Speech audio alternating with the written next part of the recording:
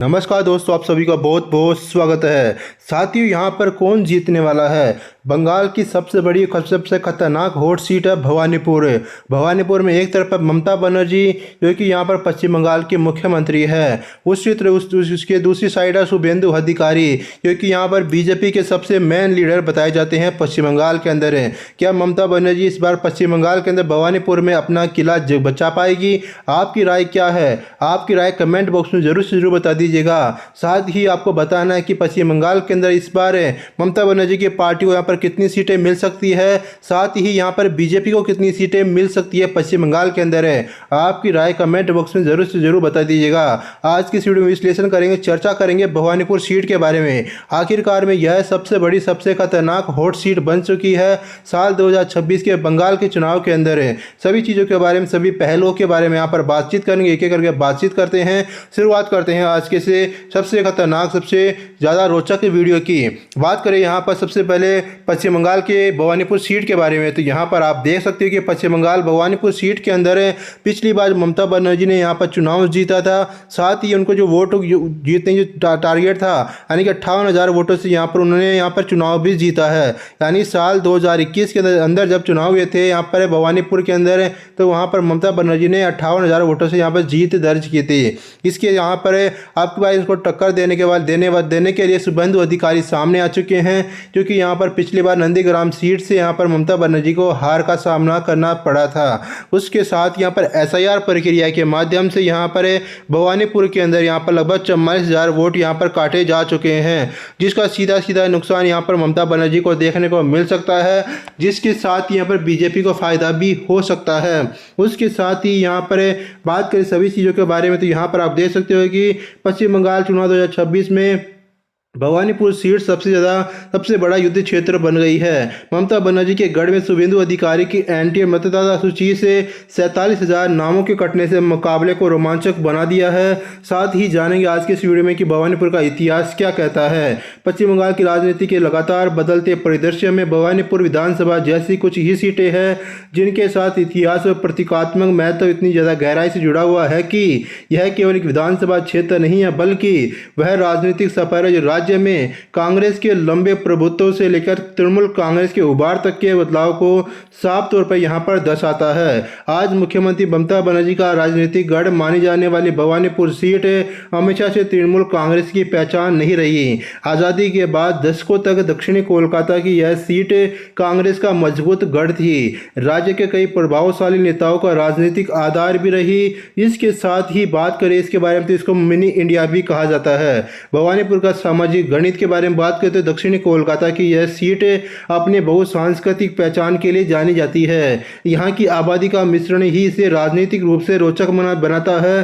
साथ ही इसको mini India भी कहा जाता है। साथ ही यहाँ पर लगभग 42% बंगाली हिंदू रहते हैं। गैर बंगालियन की हिंदी भाषी और व्यापारी लोग 34% यहाँ पर रहते हैं। उसके साथ यहाँ पर मुस्लिम मतदाता लगभग करीब 24% यहाँ पर रहते हैं।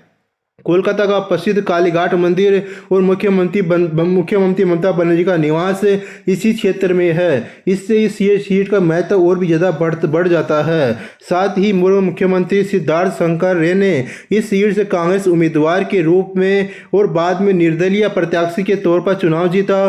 कांग्रेस के अन्य दिग्गज नेताओं जैसे कि मीरा दत्ता गुप्ता और रथीन तालुकदार ने भी इस क्षेत्र का प्रतिनिधित्व किया, जिससे कि भवानीपुर सीट कांग्रेस का प्रमुख शहरी गढ़ बन गया था। कई वर्षों तक यह सीट कांग्रेस के प्रभाव में रही, जबकि वामपंथी दल उस समय केवल 1969 में थोड़े समय के लिए यहां जीत हासिल कर सके थे, जब इस सीट का नाम बदलकर कालीघाट विधानसभा क्षेत्र कर दिया गया था। यहां पर कम्युनिस्ट पार्टी यानी कि माकपा के नेता साधन गुप्ता ने बांग्ला कांग्रेस और माकपा की संयुक्त मोर्चा की दूसरी सरकारों के दौरान यह सीट जीती।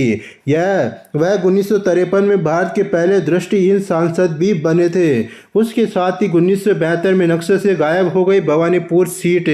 भवानीपुर की राजनीतिक यात्रा ने जब प्रत्याशित मोड़ ले लिया, जब यह सीट 1972 में परिसीमन के बाद चुनावी नक्शे से गायब हो गई। लगभग 4 दशकों तक यह सीट केवल राजनीतिक स्मृतियों में ही बनी रही। वर्ष 2011 के परिसीमन के बाद यह सीट दोबारा अस्तित्व में आई। तब पश्चिम बंगाल की राजनीति भी बड़े बदलाव के दौर से गुजर रही थी। उसी वर्ष वाम मोर्चा के 34 साल के शासन का अंत हुआ और ऑल इंडिया तृणमूल कांग्रेस की नेता ममता बनर्जी का दौर शुरू हुआ। 2011 में सुब्रत बख्शी ने यहां पर सीट जीती थी। नए सिरे से बनी भवानीपुर सीट जल्द ही तृणमूल के उबाव से जुड़ गई। ममता बनर्जी ने 2011 के पहले चुनाव में अपने करीबी सहयोगी सुब्रत बख्शी को इस सीट से उम्मीदवार बनाया। बख्शी ने 64% से अधिक वोट हासिल करके माकपा के नारायण जैन को करीब 50,000 वोट से हराया और भवानीपुर को तृणमूल का मजबूत यहां पर गढ़ भी बना दिया। उसके साथ ही भवानीपुर से उपचुनाव लड़कर पहली बार सीएम बनी थी ममता बनर्जी। बाद में सुब्रत बख्शी ने यह सीट छोड़ दी ताकि तृणमूल को भारी जीत के बाद मुख्यमंत्री बनी ममता बनर्जी उपचुनाव के जरिए विधानसभा में प्रवेश कर सके। ममता बनर्जी ने करीब 77% वोट हासिल करके माकपा की नंदिनी मुखर्जी को 54,000 से वोटों से अधिक हराया और भवानीपुर में अपना मजबूत राजनीतिक आधार स्थापित किया। तब से यह सीट तृणमूल के कब्जे में बनी हुई है। उसके साथ ही कोलकाता के महापौर पश्चिम बंगाल सरकार के मंत्री फिरहाद हकीम कहते हैं कि भवानीपुर हमारे लिए सीट नहीं बल्कि वह जगह है जहां लोगों ने ममता बनर्जी के विकास और समावेश की राजनीति पर बार बार भरोसा जताया है। वर्षों से भवानीपुर में कई हाई प्रोफाइल मुकाबले हुए लेकिन नतीजा यहां पर बिल्कुल भी नहीं बदला है। उसके साथ ही साल 2016 में विधानसभा चुनाव में वाम दल और कांग्रेस ने गठबंधन करके वरिष्ठ कांग्रेस नेता दीपा दास मुंशी को ममता बनर्जी के खिलाफ उतारा। उस मुकाबले को दीदी बनाम बोदी के रूप में पेश किया गया। ममता दीदी ने 65,520 वोट हासिल करके दीपा दास मुंशी को आसानी से हरा दिया।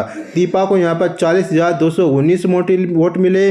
भाजपा के चंद्र कुमार बोस तीसरे स्थान पर रहे, जो नेताजी सुभाष चंद्र बोस के परिवार से ताल्लुक भी रखते हैं।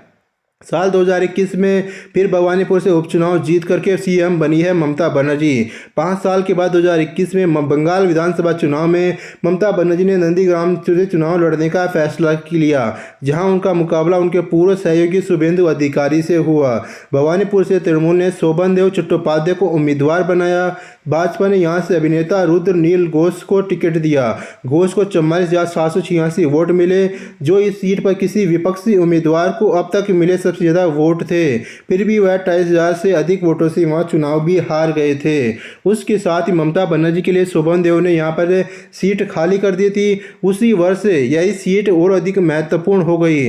नंदीग्राम में शुभेंदु अधिकारी ने 1956 वोटों से हारने के बाद पश्चिम बंगाल की चीफ मिनिस्टर ममता बनर्जी को मुख्यमंत्री बने रहने के लिए उपचुनाव जीतना जरूरी था। एक बार फिर भवानीपुर केंद्र में आया।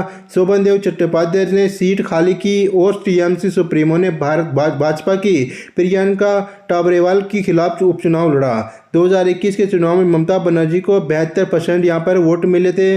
ममता बनर्जी ने 58,000 से अधिक वोटों के अंतर से प्रियंका टाबरेवाल को पराजित किया। टीएमसी सुप्रीमो को लगभग 72% वोट मिले।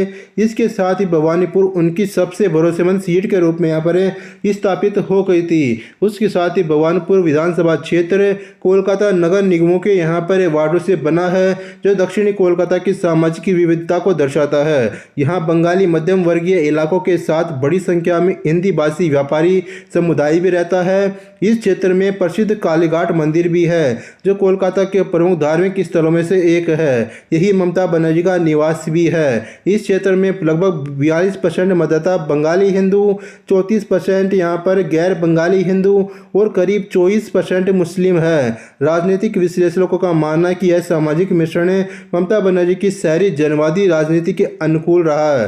राजनीतिक विश्लेषकों के यानी कि विश्वनाथ चक्रवर्ती ने कहा कि भवानीपुर दक्षिणी कोलकाता की बहुसांस्कृतिक पहचान को दर्शाता है।